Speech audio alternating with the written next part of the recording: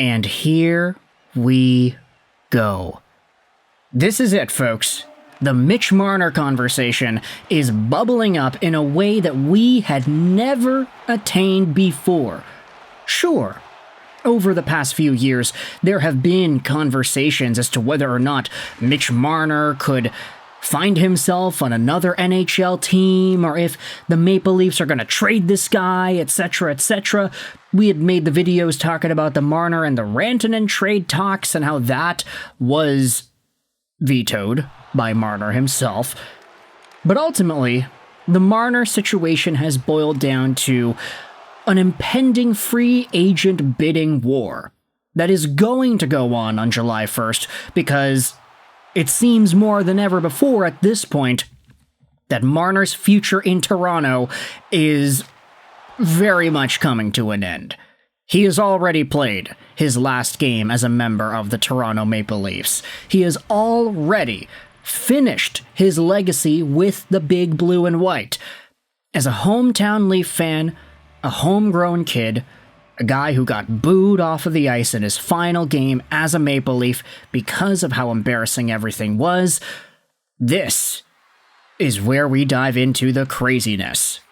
Because I wanted to refer to a tweet made by Chris Johnston. Or no, the tweet wasn't made by Johnston. It was made by Igor Sharangovich replaced Breadman.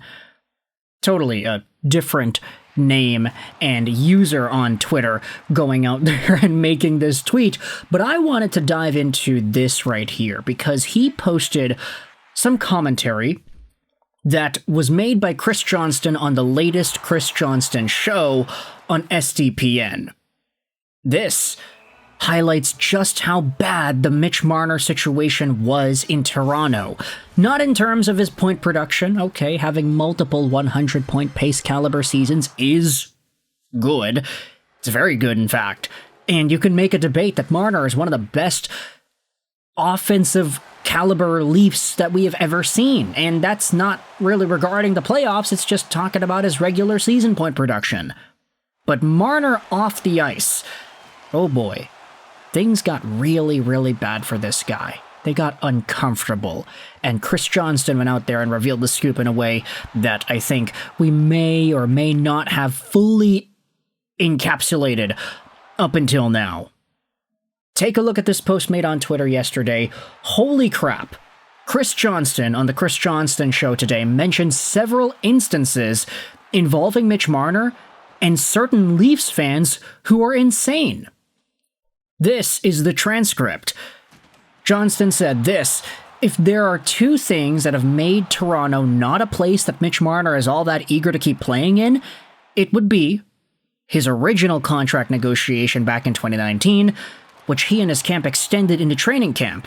He signed after a day or two of missing camp that year.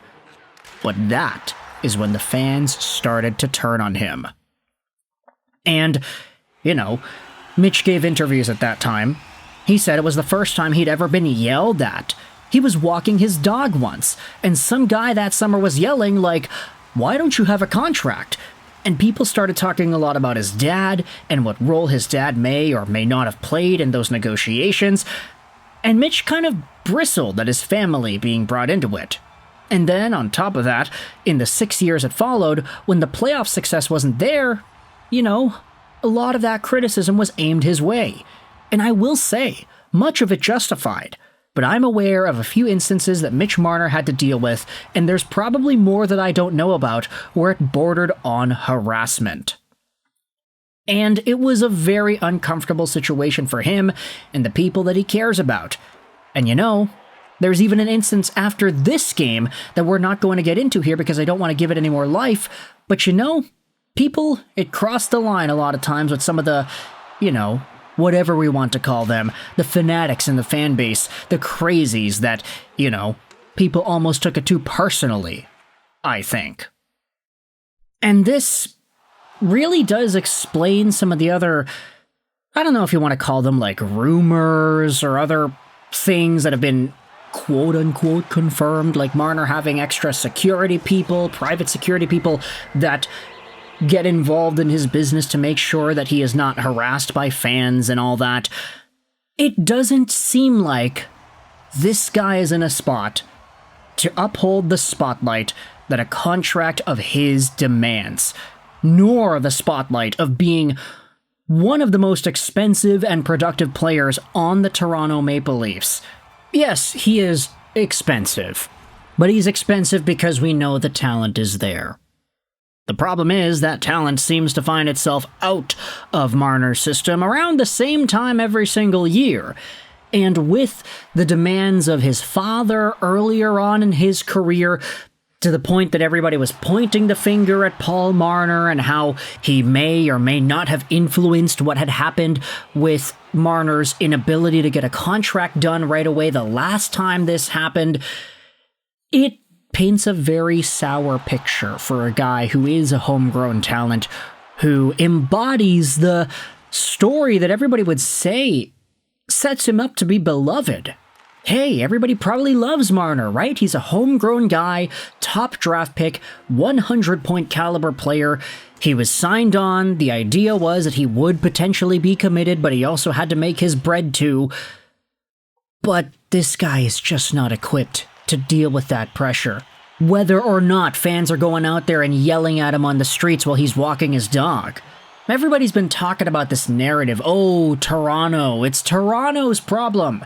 Because Toronto fans are crazy and they put so much pressure on the guys. I'm sorry, but I just can't really feel that that's the right way to think about it. It's more like Marner is being placed in such a spotlight that he can't handle. It's a put up or shut up type of thing, with him and Matthews leading the charge of being the top paid Maple Leafs and the guys who are supposed to be the top scoring Maple Leafs, to see them both disappear at the same time. Year in and year out, it is so disappointing. And I've seen this question be asked a number of times on various parts of social media. Hey, why is it that Marner seems to get the brunt of the hate compared to Austin, when they're both signed on to similarly structured deals and they both disappoint in the playoffs? Well, there was the sense of entitlement that you could say Marner had because his contract extension talk last time extended even further into the summer and the offseason, because Mitch Marner was in a spot where it seems like his dad was the one pulling the strings. That's an unlikable trait. The fact that Marner is the one that says a lot of dumb things in the media, and he has had a documented past of saying stupid things that just make whatever situation he is in 10 times worse. We've made a number of videos over the past few years of comments that Marner makes that are just so ridiculous and stupid, where he declines accountability and he doesn't say what he needs to say as a supposed leader of the Toronto Maple Leafs, which makes it all the more worse when fans read and react to those comments and have a negative opinion because of it. This is why Marner isn't equipped to deal with the Toronto Maple Leafs. Things are getting uncomfortable, things have been uncomfortable, and these comments from Chris Johnston, I think, just put a pretty bow on top as to why the Maple Leafs run with Mitch Marner, despite the success of regular season point production, it's not one to hang your hat on. So with that in mind, I want you to let me know your thoughts in the comment section below. How do you feel about Mitch Marner as a Toronto Maple Leaf, and these new comments from Chris Johnston highlighting just how bad things really were / are for this guy? Do you agree or disagree? Do you think I'm being too harsh on the player or not? And do you think he sticks around in Toronto? Thoughts in the comment section below. I hope you enjoyed this video. And bye.